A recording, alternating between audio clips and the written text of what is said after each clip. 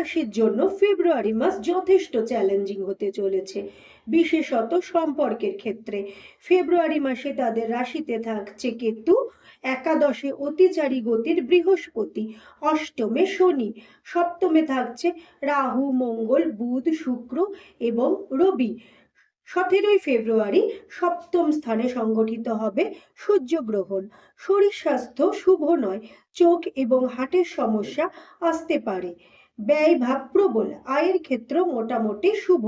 আইনি সমস্যায় যারা জর্জরিত তাদের সাবধানতা প্রয়োজন।